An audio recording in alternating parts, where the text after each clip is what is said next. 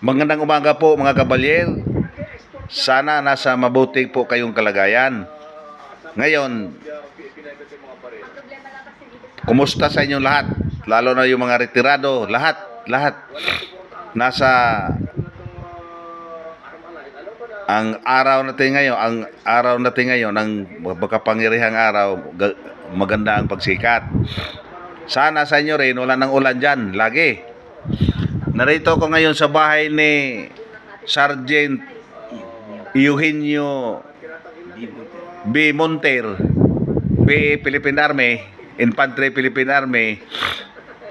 Makapanayam sa natin ngayon at ilalahad sa kanya ang kanyang mga naging karanasan bilang sundalo. Ito siya ngayon, sabihin ko lang sa inyo, pensyonado ito sa Cubao. Ngayon, ipagkilala ko muna sa inyo siya at pakinggan yung mabuti. Sige. Pangalan. Ako po si Sergeant Eugenio B. Monter, Philippine Army. Lugar. Dito ako ngayon sa bahay ko.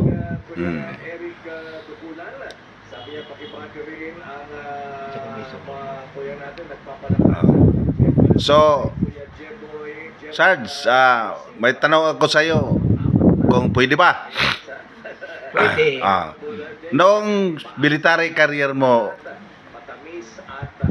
anong taon ka pumasok bilang sundalo? Pumasok ko noong year 1 February 1974. Pumasok ka bilang trainee? Trainee. Bilang trainee? Oo. Ngayon? Trainee third class. Trainee third class. Okay.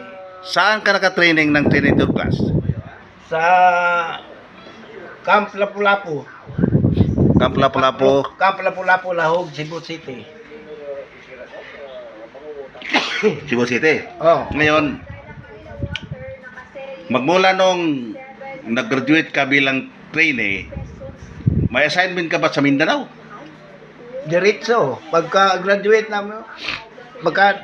namin, dinala na kami doon sa Cotabato, sa Simcom Central Mindanao Command.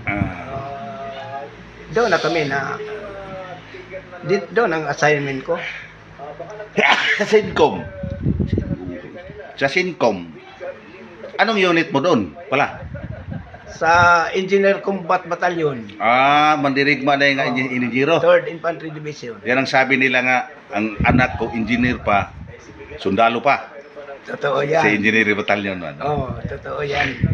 Nang pumasok ka, ilang taon ka pa noon?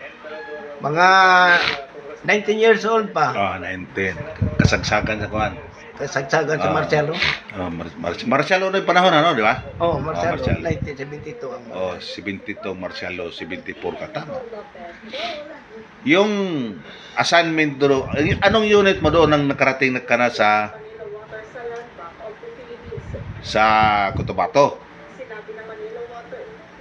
Yung engineer? Engineer pa rin. Combat Battalion. Engineer Combat Battalion. Nasaan sa PIR.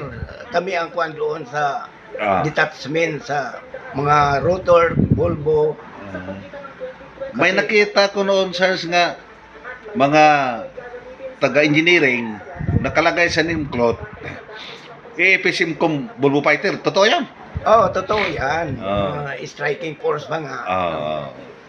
Simcom Volvo Fighter. Kami ang maghatid sa mga tropa sa ibang lugar sa Cotabato. Cotabato. So, mayroon kang kasamahang taga dito sa inyo? Marami. Nagretiro na rin? Nagretiro na. Yung iba, wala na, patay na rin. Patay na. Matanda naman. Okay na. Ilang taon ka na ngayon po? Mga 70 years old po. 70. Taas-taas na rin. Ngayon, tungkol doon sa assignment mo, kung meron ka lang natandaan, ilan ang enkwentro mo doon na experience sa Mindanao? Whole Mindanao, hindi sa Cotabato lang. Ilang mga experience mo lang kung meron. Mga 3 yun po. Tatlo. Oo. Ano man yung tatlo nga encounter? Bicular o put-ambos? Kasi may put-ambos man, may bicular. Oo. Vehicular, ambos yun. Naghatid kami sa mga patay. Sa anong lugar? Ginawa namin Oh. doon sa Cotabato sa Pigkawayan. Oho. Oh, Oh. hatid namin doon sa Central Mindanao Kaman sa Cotabato proper. Oh. Tapos inambus kami. Mabuti lang na awa ng Panginoon na buhay pa rin. Yung ambos na yun, mga ilan kayo sa bicular? Dalawang six. Anim kami. Isang 6x lang? Oo. Umalis? Hindi. 2 6 ba yun? Dalawang 6x. Ngayon, yung pang-ambos kayo nga dalawang 6x, kay kumboy kasi yon. Oh, kumboy. Ano man ang mayroon bang nakaswalte? Mayroon na, muntik na nga ako matamaan. Pero mabuti lang, doon tumama sa kabaaw, yung kadibyan ba sa dala na may patay. Naghatid kayo ng patay? Oo, naghatid. Di, natamaan ng patay? Natamaan ng patay. Dalawang beses, pinisingan pa ang patay na, Oo. natamaan, tinamaan pa. Oo. Biro mo mga... Butas-butas yung kuan, gilid Oo. ng 6x6 sa Oo. Kasamang kadabir. Oo. Kawawa naman yung Sa Pigkalagan yun po. Pigkalagan. Oo, Cotabato. Pigkalagan Cotabato. Oo. Oo. Pigkalagan Cotabato. Akyat Sa yun. natamaan nyo kasama sa tama yung patay na. Oo. Okay, butas-butas ang kadabir eh. Ngayon, yung buhay, yung nag-escort, escort kayo eh. Oh, may Walang casualty natamaan. rin. May casualty. Yung iba, Walang patay. wala. Wounded lang. Oo, wounded lang. Ganun ba? Mga more or less ilan kayang ano yun? NPA o Mga kuan, Muslim. Minilip, MNLF? Oh, MNLF. So, Batang Miswari. nang inambos kayo, mga rough estimate lang. Ilan kaya ang katao ang umambos sa inyo? Rough estimate. Parang mga kuan lang. Kulang-kulang 15. 15, 15. 15. So, Magkabilaan sila eh. Magkabilaan sila ang gumanat sa amin. okay. Naka takbo yung 6x6. Yun, inabangan sa mga animal. May pumasok, nang pumasok kayo sa Kilingson, doon kayo binirahan. Doon. Would you move fire? Pigkalagan ha. Mula noon, wala ka na bang ibang unit na na-assignan? Mayroon po doon. Asahin ko sa Bongo Island, sa Cotabato. Kasi yung ano namin doon, assignment, taghatid sa mga tropa sa iba't ibang lugar. Rotor ang inano. Service. Service. Volvo, badi-badi. Sa Bongo Island, tapos doon pa nga ako abot sa Dadyangas. Doon. Naghatid lang, tropa. Na-assign din ako doon. Aha. Kaya mayroon ng detachment din sa amin doon. Palipat-lipat lang ko. Tapos balik lang naman sa Cotabato. Nang panahon yon, anong ranggo mo? Kuhaan pa, yung ano ko noon. Private na. Regular ka na. Private na. So, dumaan ka ba ng draft eh? Hindi. Oo, dumaan. Awat na, wala na. Nagkuhan lang, trainee lang. First class. First class. Na mag-first class, First class. na-enlist ka. Enlist. Anong taon din yun? Na-enlist ka? 1976. March 16. 1976. Yan ang enlistment mo? Enlistment ko. So, Doon din nagtapos ang ano ko po, yung trainee. trainee, siyempre. Kasi dalawang paragraph yun sa special order. Di yung termination order ng trainee. Tapos, isang ISO, dalawang paragraph. Paragraph 1. Ang paragraph 4 at saka 5, ang 4, terminate Ah, ang akong isang is, ang oh. 5 yun na ang akong enlistment. Oh, linawin ko lang ha. Ang sa isang is special order, dalawang paragraph. Ang 4, paragraph 4 is terminated as trainee. Oo. Ang 5, subject Regular force. subject EP enlisted into regular force EP. Opo. Anong taon 'yon? Ganon din. 70 16 March 1976. 16 March 26. Mm. Oo, sana. So terminate enlist. Enlist. Mabuti kay hindi ka na kagaya Hindi sa naabutan sa kuan. kagaya sa ibang sundalo nga ilang taon na terminate mo na. Okay. So ngayon, kumusta naman kalagayan mo ngayon? Dito, trabaho na lang kasi matanda na eh. Ito ang bahay niya mga kasamahan. Pakita ko lang, mga kabalyer, pakita ko lang sa inyo. Hindi pa ito tapos dahil Nadaganan nadaan ito ng audit Kaya nag-repair. Dalawang niyog po ang dalawang sa bahay ko. Dalawang puno ng niyog ang bumagsak sa bahay niya. Matanda na. Kahirap-hirap na. Puno, lubog sa utang. Kaya sana mayroon pa pala yung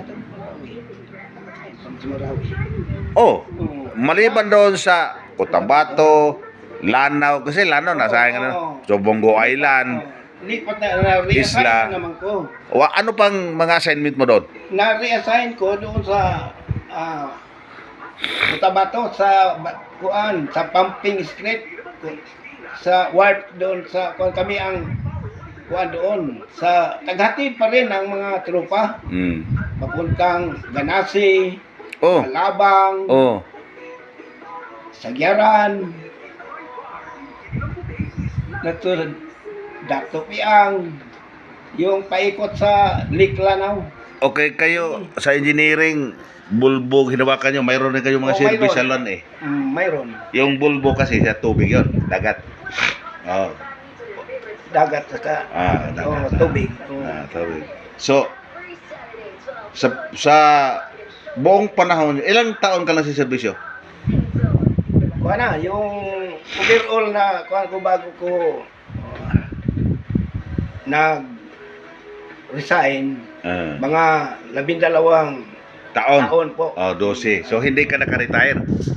Hindi ko naka-retire, pero yung 2 taon mo, may tanong na ako sa'yo, kasi mayroon na kung kunting kaalaman Yung 2 taon mo nang hindi ka na nagpa-release. Hindi ka na nagpa-release? Hindi na. Hindi na. Nag-file ka ba ng dependency discharge? Nag-file ko po. Inirmahan sa batalyon commander ko bago ko nag-resign. Nang panahong yun? Nang panahong yun na nag-dependency discharge ka. Doon na to sa dependency. Pinayagan ka. Saan, pwede ba malaman kung saan ka pumunta ng panahong yun? Sa pag-resign ko, kay naprubahan ng mas batalyon commander, si Colonel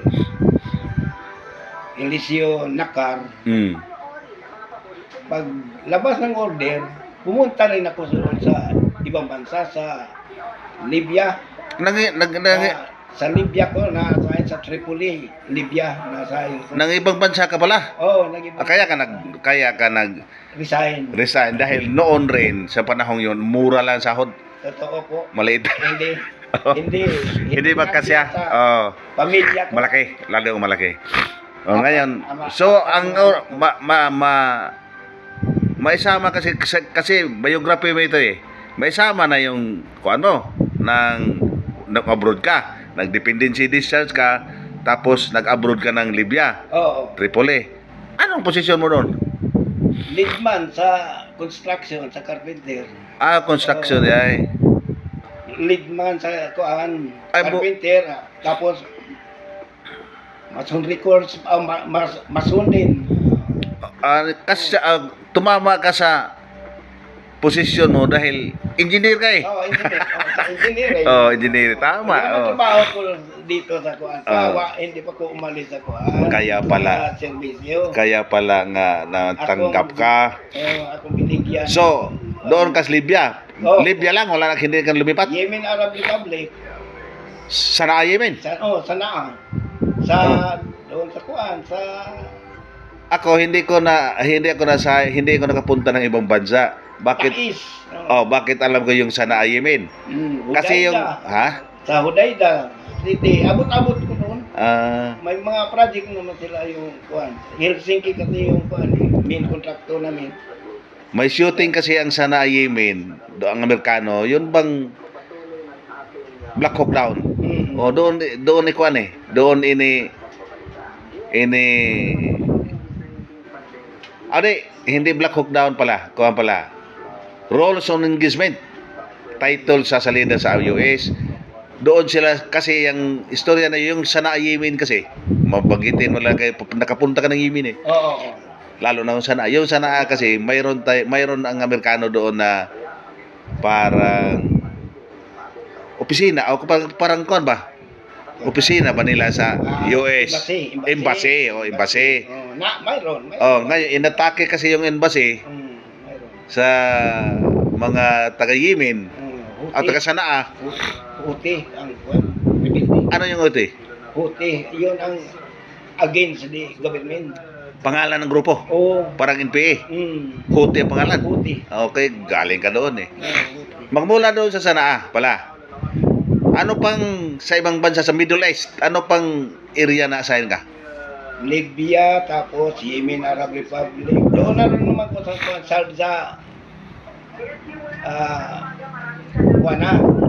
Saudi Arabia na naman yun. Saudi Arabia. Magyapon yun. At saka United Arab Emirates, Abu Dhabi. Isang taon ko doon. Tapos Ilang sa Pilipinas, balik na naman ko doon sa Saudi. Mga 10 taon ka? 10 taon ko sa ibang bansa. Ilang beses ka na pabalik? Lipat-lipat lang ang Ilang beses ka pabalik uli Pilipinas, balik na naman. Isang beses lang.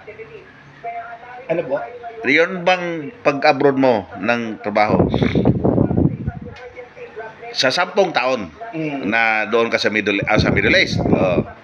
Ilan ang kuan? Ilan ka nakabakasyon? Ilang beses? Balik na naman. May kontra ko, bakasyon, isang buwan, Pilipinas, tapos balik na naman doon. Tapos naka-decide na ko na final exit na lang ko. Finish contract na ko. Hindi na ko umextend. Inoperan ko sa kompanya na mag-extend. Ayaw na. 10 taon? 10. Matagal yun. Oo.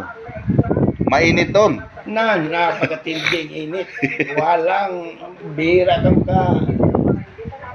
kita ng ulap sa langit. Oro, naka-blue lagi, araw-araw.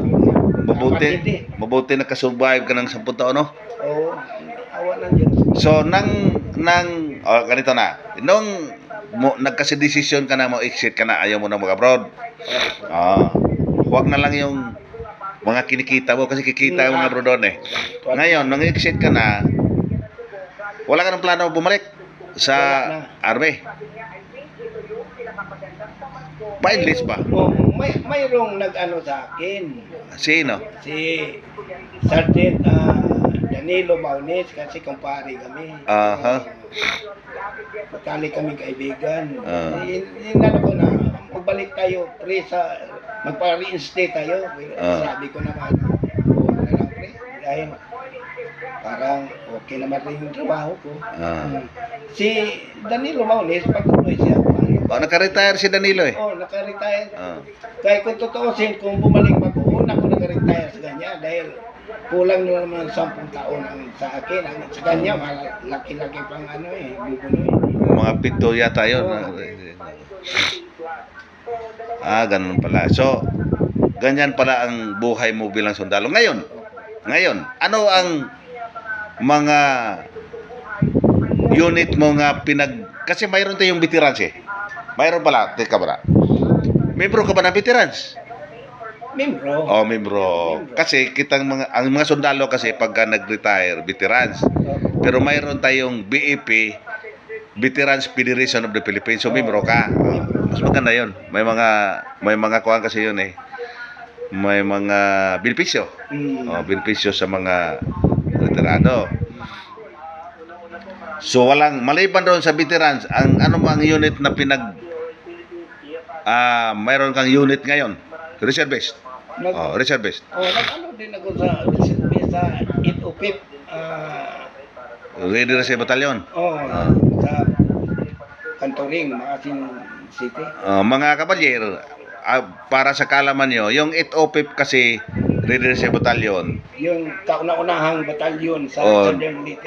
Unang batalyon ito. Sa Southern Leyte. Isang batalyon ito. Yung Southern Leyte, kuwan yun, Headquarters Alpha Bravo Charlie. Ang nag-upay doon, ang EOR for Southern Leyte. So, nasaan kang unit na bilong sa 8OPIP Ready Reserve Battalion? Sa Kumpanya. Anong kumpanya? Alpha Company. Alpha Company. Platoon leader ko sa first platoon sa Platoon Sergeant. platoon sergeant. Platoon Sergeant. First Platoon. First platoon sa Alpha Company. So ngayon, okay ka naman, may pension ka naman kay nakakuha ka ba? Ang tawag doon, may pibaw pension ka na kay 65 years naman. sa 65 pagka Old age pension. kasi sa old age pension 6 years lang hiningi. Mo 12 years, sobra-sobra. Sobra-sobra. So, Kalahati. mas mabuti may pensionado ka ngayon. Kahit papaano may pension sa pibaw. Awa na. Yan ang mga hinahanap ko ngayon na sana ma-appreciate yung mga sundalo. Ito, mga sundalo ma-appreciate na hindi naka-retire, nagserbisyo ng ilang taon, walang natanggap mula sa gobyerno, kasi magkaiba-iba ang kaso sa pagka-terminate o discharge. Yan ang sikapin natin na makapanayam ba? Para ma-recognize lang ang mga experience nila. Ngayon, huling tanong, Sergeant Monter. Mayroon tayong sa bagong sa isyo. Bagong isyo mga ngayon. Parte sa mga retirado din. Pa rin. Inline pa rin ito sa mga retirado. Mga kabalyer. Mayroon mga PMA na mga nagretiro nga peace rally. Peace rally ba? Hindi ko dita ha. Peace rally. Mayroon rin mga tahimik na mga nag-active. Ang layunin nila, ayaw nilang tanggapin yung papasokin yung ICC, yung International Criminal Court. At saka yung taga-NDF, mga NPA kasi gusto nilang buwagin ang Intipilcat. Anong masasabi mo nito? Mo sa sarili mo lang. Ang masasabi ko doon sa mga PMA at saka yung NDL IPCA, mabuti naman ang layunin nila. Bakit anuhin pa? Maganda namang nila doon sa administrasyon. Wala akong tutol doon. Panig ko doon sa mga yung nag-rally sa PMA at saka peace rally. yung office rally. Yun ang opinion. So ngayon, dahil maganda namang pamaraan nila. So ngayon, maraming salamat. Salamat sa pagtanggap mo sa pagkuhan mo sa pagkipanayam pa interview ba. May salamat kay na bigyan ng pagkataon rin. Mayroon din mga ibang tao na kasi tahimik lang ibang sundalo wala kasing nag-vlog. So ano man iba-ibang experience hindi pwede makalimutan yun. Kasi nagtrabaho ka sa gobyerno noon Kung wala mga training noon, wala tayo ngayon. Walang mga sundalo noon, wala tayo ngayon. Yan ang basihan yan. Kailangan i-recognize natin yung mga nagretiro, discharge. Patay nga, may 21 gun salute pa Ayun, lalo na yung buhay. Pakinabangan pa sa gobyerno natin. So ngayon, yun lang muna. Sergeant Monter, Maraming salamat. Oh, sa marami pong salamat sa pagpunta punta mo dito sa Bubrin. Di bali. Ang importante ang tao. Huwag yung bahay. Bisita Ang mo importante ang tao. Opo. Nga nakatira. Opo. Sige, salamat. Sige. dito. Salamat. Mga kabalyer, ngayon hanggang dito lang muna tayo sa oras na ito. At saka, kumari po, mag-like kayo, mag-share para sa sunod na itong panayam, mga puro yung kuha natin, yung vlog natin, yung Kabalyer vlog. Puro ito military kuha lang, military, purely military ang pag-usapan, mga experience sa mga sundalo, mga ano pang experience doon, at o anong ilang katayuan ngayon. Yun lang mga kabalyer. Ngayon, sa umagang ito muli, maraming salamat. Mag-share at mag-notification kayo para malalaman din sa iba na hindi, lalo na kung hindi ko friend, hindi makita ito.